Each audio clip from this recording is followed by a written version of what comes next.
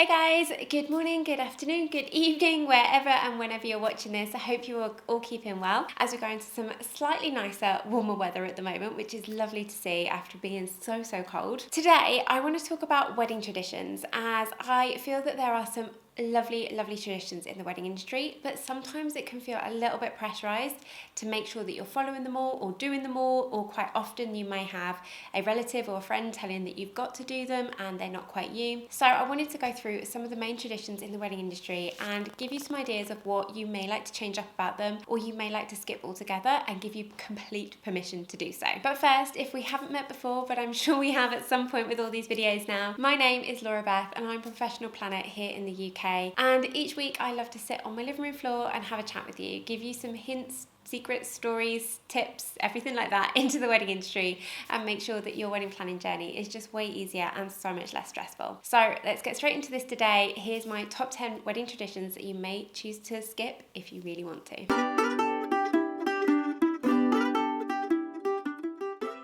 Okay, let's start with number one, and one that happens even before the wedding day, the hen and the stag do. Obviously really traditional. The bride goes on the hen do, the groom goes on the stag do, and they're kind of filled with a lot of drinking, a lot of partying, a lot of blow up inflatables and all that kind of thing. For many of you, that may not be your thing, and you might be feeling that you've got to do this to please everyone or because it's expected of you. And it totally is not. If it is not you to go out partying all night or drinking or have these various L plates and all that kind of stuff on you, then don't feel like you have to. You can either opt to skip it altogether. You do not have to have a hen or stag do for your wedding day. You can opt to do it as a joint one, as not every wedding has a bride or a groom. It may be that you want to do a joint one together, or your friendship groups are really entwined, so it just makes sense to do it together. It may be that you want to do something way more chilled, have a weekend away together, just spend a night around the house cooking some nice food. But that's the first one I wanted to mention today. In wedding traditions, the hen and stag do doesn't have to happen, or can totally happen in your own way if that's what you feel. Number two, of course, it's really traditional not to see your bride or groom to be until you arrive at the altar on the wedding morning. It's traditional that you go your separate ways the night before the wedding, stay in separate places, separate rooms, don't meet on the wedding morning, and then only meet when you actually get there to say your I do. If this doesn't feel comfortable for you, because you always spend time together, you've lived together for a long time and it just doesn't feel right to be separate, or you want to get up and have breakfast together in the morning before going and get ready, or you just want to go totally get ready together, then this is absolutely fine, and totally choose what you want to do. Superstitions don't matter. There's not a thing. If you want to do that, then go for it and enjoy being together and getting ready on the wedding morning. And of course, there's the really popular first look now, which totally breaks all those rules too. So if you want to do that, go for it, ignore what everyone else is saying, and make sure that you're happy as a couple. Number three, as a couple, the bride usually stands on the left of the groom on the wedding day. There are loads of traditions going back. Something to do with sword fighting is why it became a thing. Not quite sure why. We're not going to go into the history of it today. But if you don't want to stand on a certain side of your partner on the wedding day, don't. Swap around, do what you want. Maybe you've got a side that you feel more comfortable on or feel more photogenic on, or your guests traditionally would have sat behind you on the different sides. Maybe you don't want to do that. Maybe you'd rather mix them up, or maybe the guests are more unequal. There's more on your side than their side, anything like that. There are no traditions saying that people have to sit on certain sides or stand on certain sides of certain people anymore.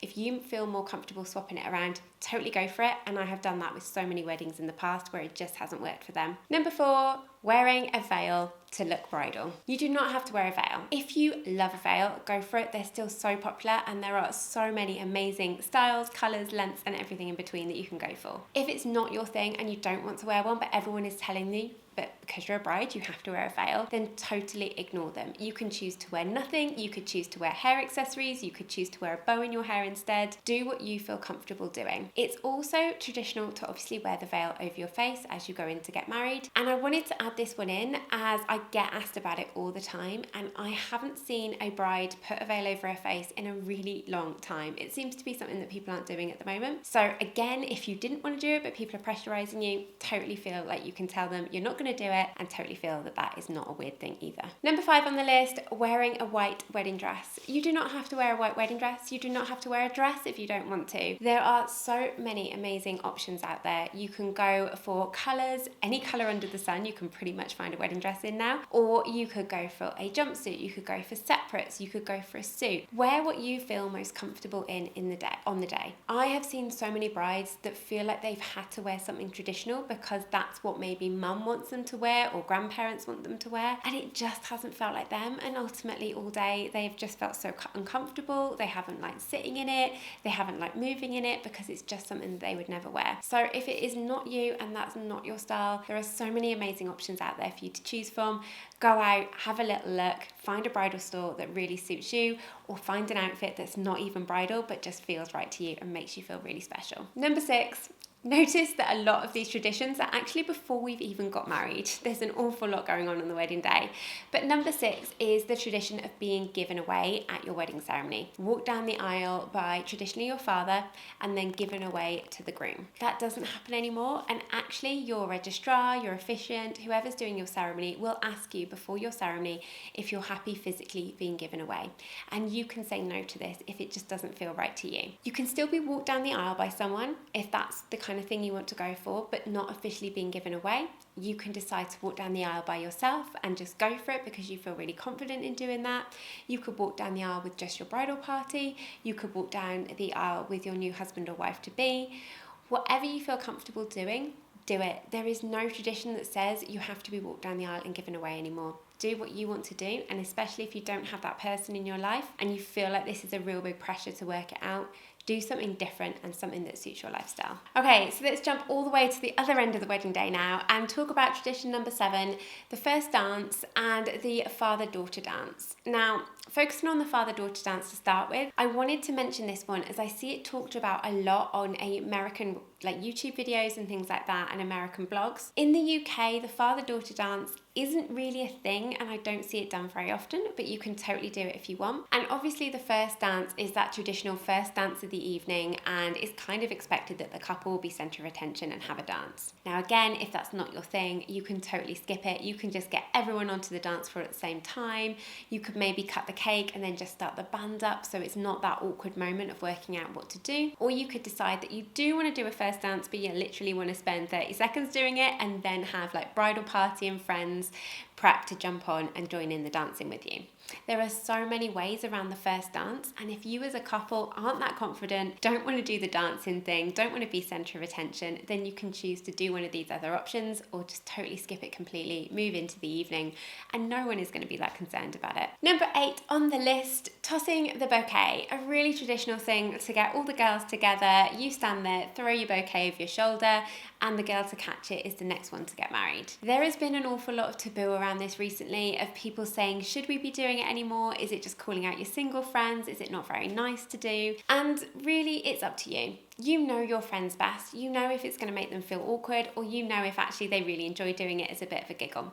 So I wanted to put that one in there. I have seen quite a lot of weddings just totally skipping it recently and not doing it. And again, I wanted to mention a lot of American blogs talk about how purchasing a separate toss bouquet that's a little bit smaller than your main bouquet. Again, this isn't something I've seen done in the UK. We tend to either throw the bridal bouquet, or if it's a bit big, go and grab a bridesmaid's bouquet and throw that instead. This isn't something you have to do. If you feel a bit awkward about it, just totally skip it. No one's going to notice, and just move on with your wedding plans without thinking any more into it. Number 9, we're getting there on this list.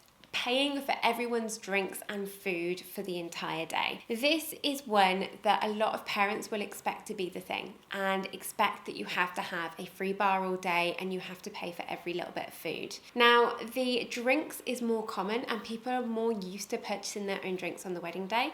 The food is something that's coming in, but something I wanted to mention. So when it comes to drinks, you by no means have to keep everyone drinked up, watered, whatever the word is, for the entire day. I usually suggest that you have a drink in the drinks reception and give them a moment to have a drink on you, to kind of congratulate you, avoid that kind of straight rush to the bar straight after the ceremony, and enjoy a drink at that point. And if you don't want to provide any more, or your budget doesn't allow you to, let people go to the bar after that. It is totally normal, and most weddings that I work with actually are doing that nowadays and just letting people go off and choose. When it comes to the food, Obviously, I would suggest that you're providing them with a full sit-down meal or some sort of substantial meal on the day so they don't feel hungry. They've spent a lot of money to come to your wedding, travel, maybe accommodation, outfits, gifts, all that sort of thing. So it is usually expected that you pay for a nice meal for them on the day. But if that budget doesn't then stretch into the evening do and you want some evening food because you know it's going to be a long day but you just can't afford it, the trend of having like pizza trucks, fish and chip vans, takeaway vans, that kind of thing appear on the wedding day is really normal. And actually I've seen a lot of couples opting to have their guests then go and purchase their own food in the evening. Maybe it's just an £8 pizza or $4.50 for some chips or something like that. It is totally normal, and if you want to do that, I wanted to add it in to let you know that that wasn't a strange request to have on the wedding day. And number 10 on the list, the last one that I wanted to mention, was if there are any traditions, flowers, favours, cake cutting, confetti, anything that you don't want to do and doesn't fit into your wedding day or doesn't fit into your budget, or you just don't like cake, completely get rid of it. It is absolutely fine. There is no prescribed formula for a wedding day. You do not have to do these things. It doesn't make it less of a wedding day or more of a wedding day if you add them in. Choose what things you really want to have involved, choose the traditions you love, and then choose your own aspects to add in or remove if you want to make sure that your wedding day is really yours. So that is it for today. I hope that has really helped you, especially if there were some pressures coming from other people in your life who were telling you had to have these things in your wedding day and you've been kind of looking for an excuse or a reason to say I don't need them. And I hope it's kind of reinforced, if you do love these traditions as well, that they are still totally there in the wedding industry, and if you want to do them, go for it. You need to make sure that your wedding day feels like you, and you've got the elements of traditions that you love, and you've got the elements of your personality and style coming into it as well. But I will finish there. If you have enjoyed this video, don't forget to give it a thumbs up, and of course drop into the comments if there's any traditions or any changes that you've been making to your wedding days that you'd like to share with everyone else. I will leave it there. Make sure you subscribe, and I will see you in another video very, very soon. Bye guys.